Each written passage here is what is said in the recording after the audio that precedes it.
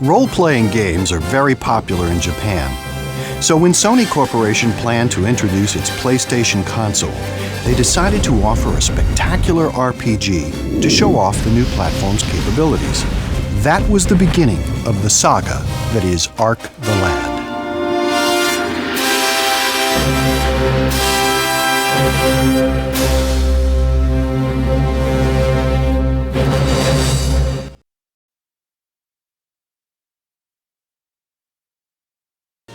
The Ark the Lad series was produced in Japan by Sony's Ark Entertainment subsidiary. I personally think that the base of RPG game elements are story, characters, and how well they are crafted and how interesting they are. So we need to make sure that those things are done right. Otherwise, even if the hardware improves, the game itself might not improve drastically.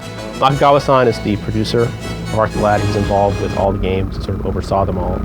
And he was sort of involved with the initial ambitious idea that they would create this flagship RPG for their new gaming platform. I have studied a lot of pre-existing RPG games, and after I studied these existing RPGs, we still wanted something different from the RPG format, for which we had a lot of ideas.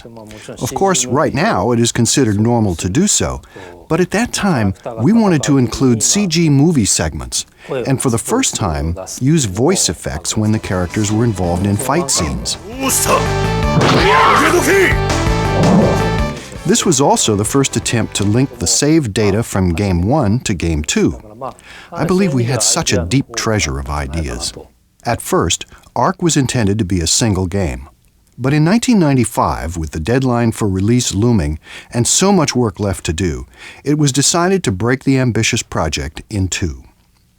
Due to the fact that it was released as two games, we made the end of Ark 1 in such a fashion to be continued, which generated a lot of talk by people. When Ark the Lad was made available, first we saw the screenshots. To tell you the truth, at that time, I wasn't that surprised. However, when we actually played the games, we were very surprised. It was a very high-quality presentation, and the sounds and the characters' actual speaking and that kind of thing was placed all throughout the game. This kind of RPG never existed in a platform before the introduction of the PlayStation hardware. On the battle maps, most of the characters have 6 or 8 frames of animation detailing what they do, which allows the character to be more expressive. Whereas most games usually use 2 or 3 frames for each character. Ark the Lad 2 was released with great success in November of 1996. Fans could now take advantage of the PlayStation's unique memory system. The memory system is really cool because you can bring saves from Ark 1 forward to Ark 2 and then Ark 2 saves to Ark 3. And the benefit of doing that is you get events that you wouldn't get if you just played Ark 2 without playing Ark 1. By bringing your saves forward, you get hidden events, secret items, and the biggest benefit of that is primarily in Ark 2 because you get this whole event with Choco. The memory system also allowed Sony to create a new related game, Ark Monster Tournament, which has been renamed Ark Arena for its US release. And what you could do is take the monsters that you could capture in the game and fight against another player, and you can fight for their monsters or you can fight for items that they have. Ark Monster Tournament was a sensation, and 2 national championships were organized. This was a big success, and the Pokemon people did the same thing. I believe that Ark the Lad is the only game that can be used in this kind of way in the PlayStation format. If the same kind of thing becomes popular in America, we would be very happy. If we could let the champion American monster fight against the champion Japanese monster, it might yield an interesting result. I don't know if this is possible or not, but I think it would be very interesting. Ark 1 is a game that people can complete in about 10 hours if they are playing at an average rate. I think most people who played Ark 1 successfully reached the end of the game, and I believe this game created a trend for more user-friendly RPG games. For the maniac-type hardcore gamers who purchased their first PlayStation and played Ark 1, they sometimes criticized or complained because they could only get about 10 hours of play out of it. Since we created this game with pride and confidence, we never regretted making it. However, this criticism caused our creative spirit some concern. Therefore, we decided to make a game that had a wide application that anyone could play, but that could be utilized for up to 50 hours. That was the Ark 2 game. Ark the Lad became a phenomenon in Japan. Fans created Ark websites. Magazines, trading cards, calendars, postcards, and other items sold like hotcakes. So Sony decided to continue the series, releasing Ark 3 in 1999. I heard from Mr. Akagawa that they were not originally planning on making Ark the Lad 3. Ark the Lad 2 was considered to be the final segment in the game series. However, the fans started to express their desire to make a sequel. So that is how they decided to make Ark the Lad 3.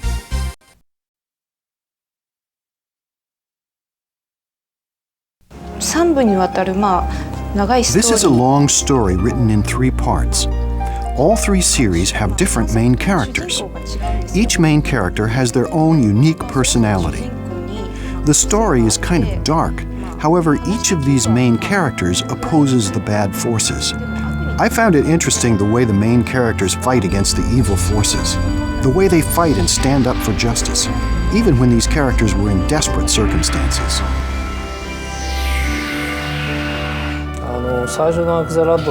The original Ark the Lad scenario was created by myself and an editor friend whom I consulted at the beginning, and a person from the company called G-Craft. We were involved in creating the game at the beginning.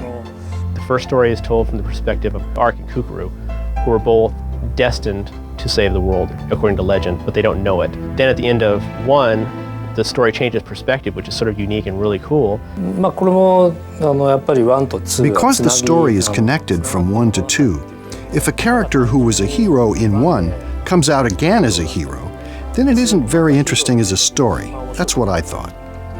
When we show that different angle of the story, then the story will have more contrast.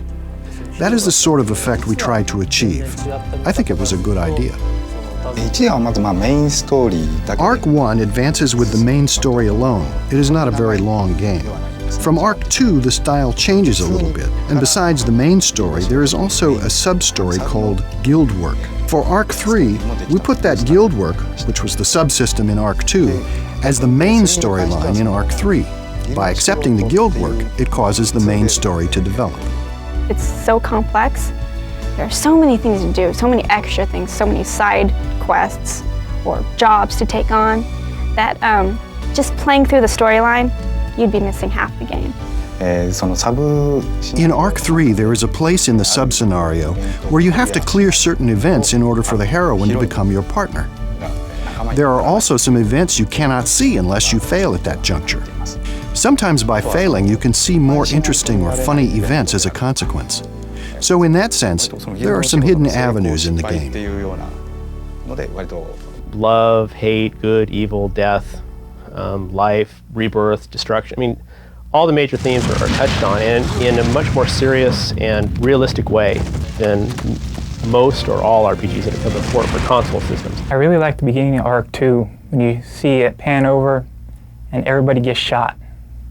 That was just really cool. They all just fall down, blood coming out. Like, totally didn't expect that in an RPG.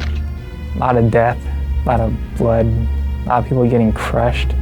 I like the one scene where the guy gets slammed against the wall and turns into slime. That was really cool. Yeah, I like gruesome things.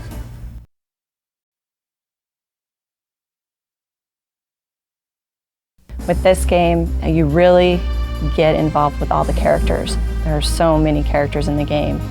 I try to make the characters as lovable characters.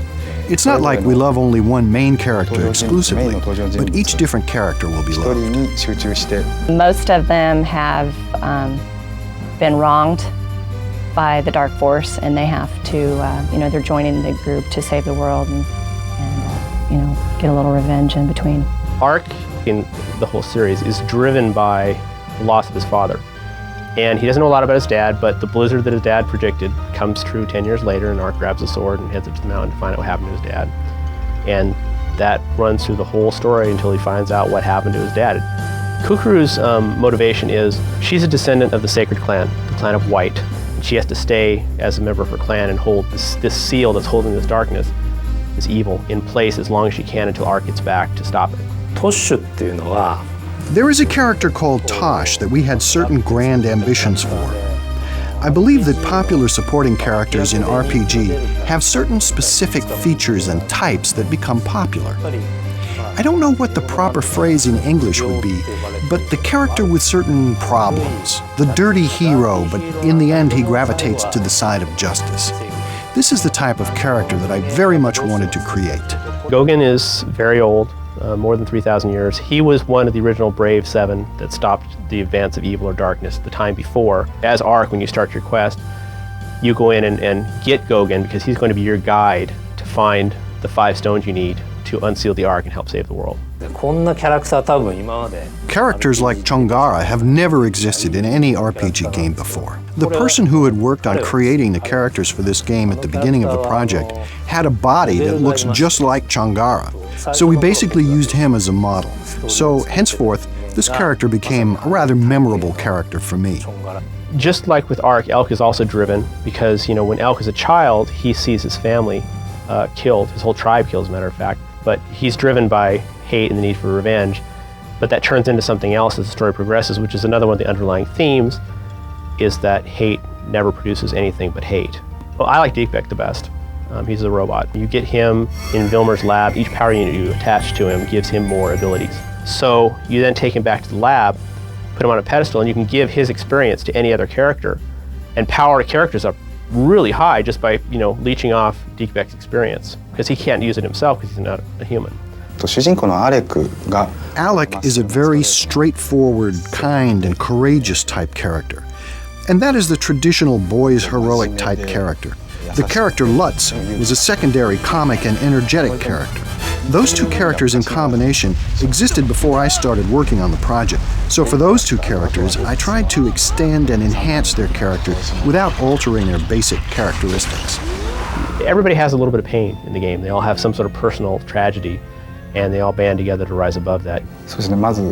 When I come up with the character ideas, rather than using good aspects of characters, the shortcomings of the characters are more important. I think these faults of character are more interesting. For example, Lutz is clownish, and that is his shortcoming. But that is also his endearing aspect.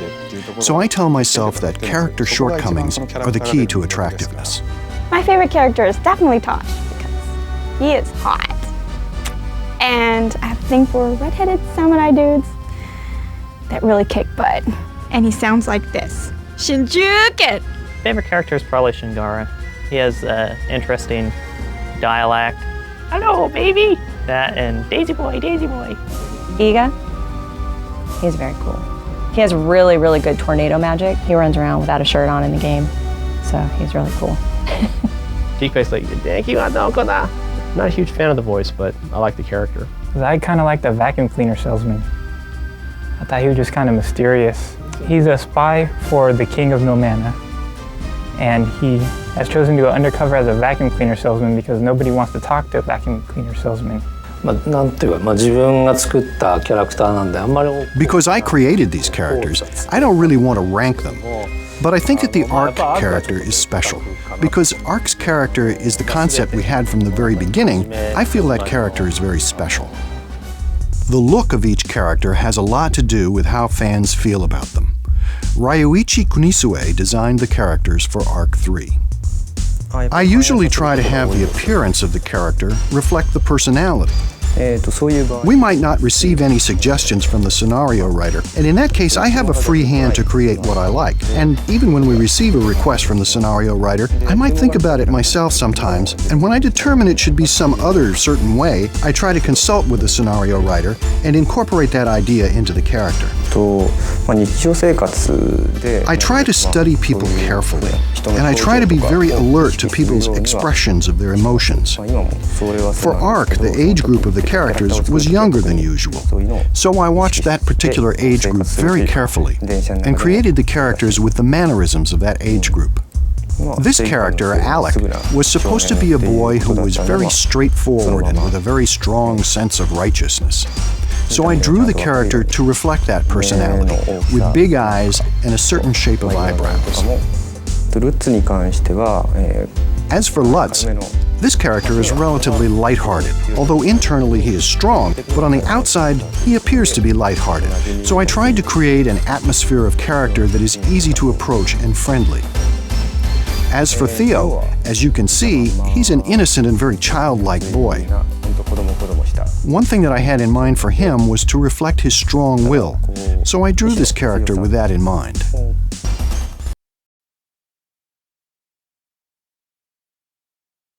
From the beginning, Akagawa-san's idea, the producer's idea, was to do cutting-edge RPG, to show off cutting-edge technology. And at the time Arc 1 came out, CG was just getting started.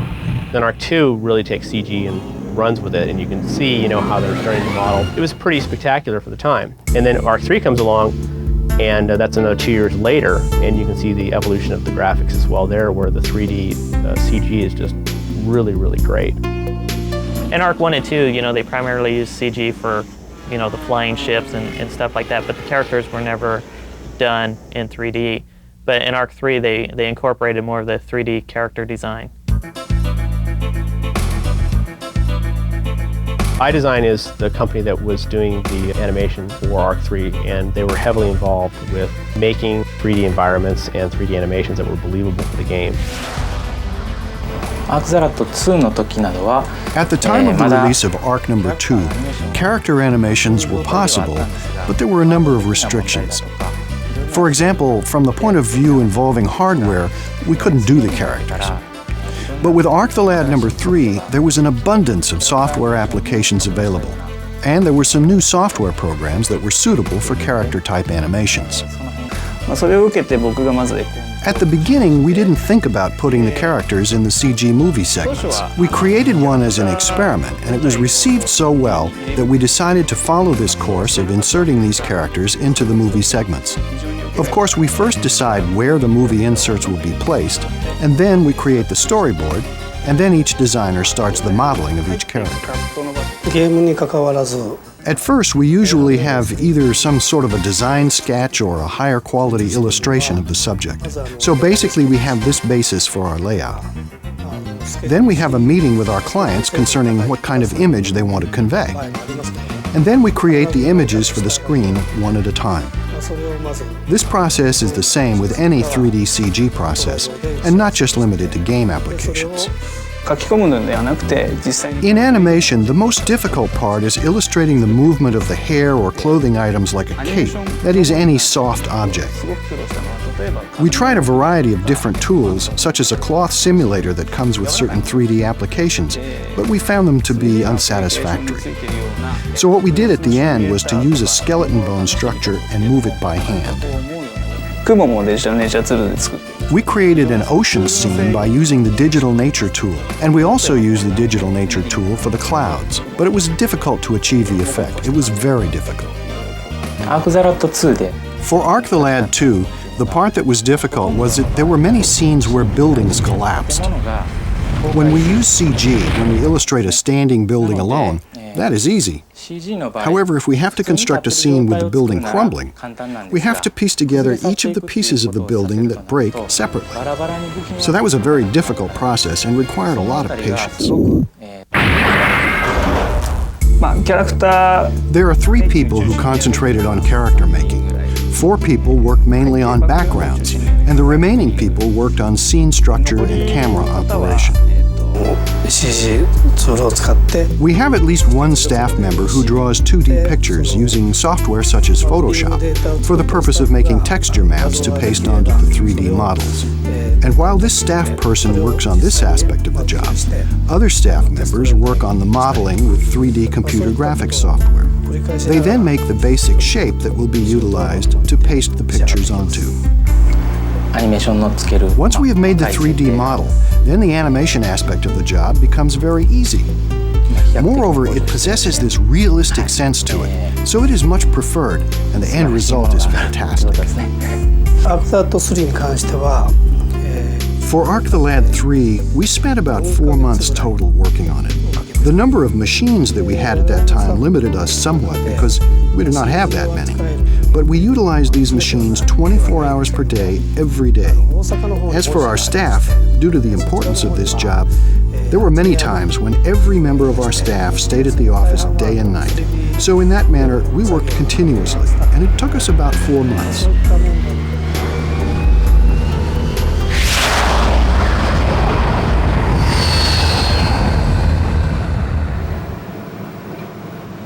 Akio Yoshioka takes over where the animators leave off, assembling characters, backgrounds, and CG elements, adding special effects, and tweaking the results to achieve the final look.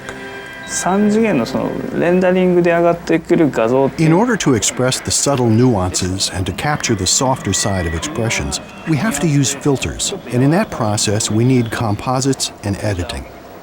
I create a product by putting together a composite of the various materials provided by each designer. I'm the one who created the storyboard to start with, and I will connect each cut based on the theme of the storyboard. This is just the ideal job for me.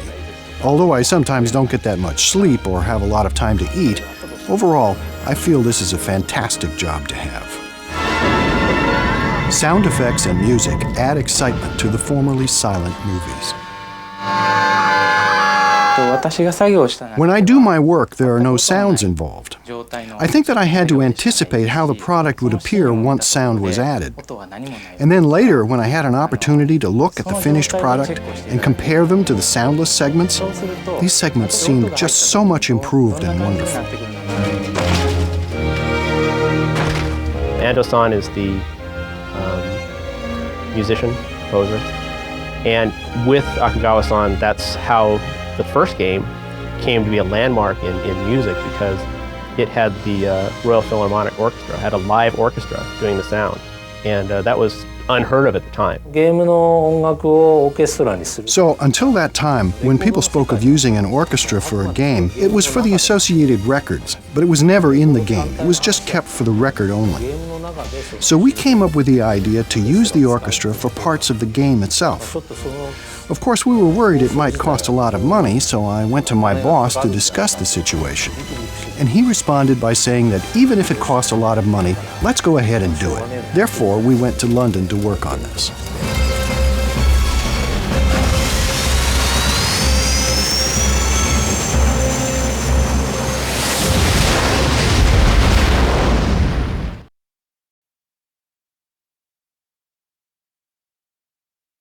I believe I took on Art Collection because I had a temporary bout of insanity. Working Designs had approached Sony about producing a US version of Arc 1 soon after the game was released in Japan. They asked again after the debut of Arc 2. And when Arc 3 was released, they came up with a bold idea. We approached it as doing all 3 games together in one exclusive box set. And when we approached it that way with Sony of Japan, they were interested in talking to us and licensing the game to us. To kick off the project, 2 Working Designs programmers traveled to Tokyo in December of 1999 to meet with their counterparts at Arc Entertainment. Yeah, in Japan, they had their computers with little toys and stuff set around them just like I do. It's like, I thought that was kind of neat. And then we looked around a bit, mostly in Laserdisc shops. So that's what the other programmer liked. So we went to Akihabara and walked around. Oh, the subway was really cool. Really hard to figure out your way around though. They had like a whole bunch of maps with lots of lines. Really confusing. And it was so easy to spend money there because it was all coins. So it doesn't feel like you're spending a lot, but then it's like, oh, $50 just went by. Localizing all 4 games turned out to be an enormous and time-consuming project. It didn't seem especially daunting until we started getting the code and the text and seeing how large of a project we'd really signed up for. Localizing the game is sort of the standard procedure that we have, but just on a much larger scale, which is you have your regular translation, which is Japanese to English, and you take that, isolate the main story points, and rewrite the game in English using the storyline so that it reads conversationally. We try to keep all the games we release as up-to-date as possible as far as making use of the latest things that are offered for the platform. They're in wide use. So we added analog, we added DualShock, we added the extra memory card slot so you could save more on one card. The Japanese standard, or sort of the standard in games role-playing, is 3 saves per card. Well, much more than that'll fit on most memory cards. So we generally try to put as many as you can possibly put on a card. So we increased Arc 1 to 15 saves per card. Arc 2 went from 3 to 7. Arc 3 went up to 15 saves. The interfaces for all three games were slightly different. We tried to unify most of them so that when you go from game to game, you don't really have to read it as much as just feel it. That's one of the things I hate about most games, trying to find my way around menus. The translucency was added to the boxes, so if you can see the battlefield below your screen, see what's going on, whereas before the boxes came up and you couldn't see what was underneath them anymore. You had to like cancel out so you could see what you're doing and then go back in if you forgot. In Arc 1, the movies were done in 16-bit color, but they were originally produced at 24-bit, but they were being played back at 16-bit. So our programmer Ken went back in there and figured out how to run the movie at 24-bit color, which allowed us to have a higher quality movie. So we're trying to increase the playback of the movies in Arc 2 to get rid of some of the artifacting and making them look a lot better. I think the fans in Japan would really like the improvements. I think the people in Japan would have made these improvements if they had time. I think they just probably ran out of time. So they had to release it as it was. They couldn't continue on and make more improvements, which is what we get to do. When you do localizations, you get to make improvements upon games that are already good. You don't have to start from scratch and hope you come out with a decent product. You already know you have one. Just make it better. We get a lot of artwork from Japan, and it's a lot of splicing up of images and being able to separate foreground from background.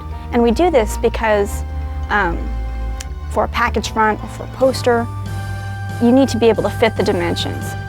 Occasionally I'll actually do a lot of my own art, but I have to mimic the style of the Japanese art so that it looks the same. The computer is purely a tool. You draw the art and then you scan it into the computer. So I use Illustrator. In Illustrator, I pulled all of the scan drawings, and that's where you do all the coloring. That's where you do any sort of editing that you need. Arc the Lad Collection is the largest anthology ever released in the United States. The end of the project is probably the most fun of Arc.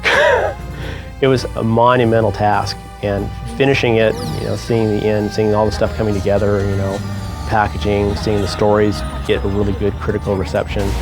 But the people were just amazed at how the story is and how deep it is, how much you can do. Really makes us, all of us glad to be involved with the game at this level. I mean, we're all very tired, but we're glad that, we did it. At least I think we're glad. Yeah, we're glad. From the Japanese people's point of view, the way this game is going to be released in the US causes us to be almost envious. And of course, maybe I don't need to say this, but I would like American players to start playing from the beginning of Arc 1, because in Arc 1, you train your character to some extent, and then move on to the next. Japanese players did this over a space of a number of years, and American players can do this also over a shorter period of time. But if you could play each one without hurrying too much, then you would enjoy this game much more. So please enjoy playing it in that fashion.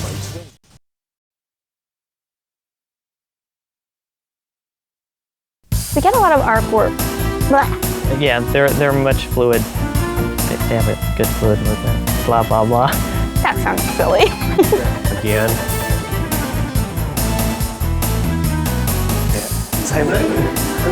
Victor's a lot of fun to work with. He knows just how to joke around and be a total goof off. I just realized I didn't brush my teeth after lunch.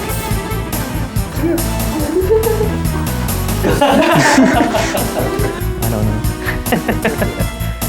You know what? I have to burp. Well, I am Batman. Spoiler. There we go. Yeah. Yes. Oh yeah.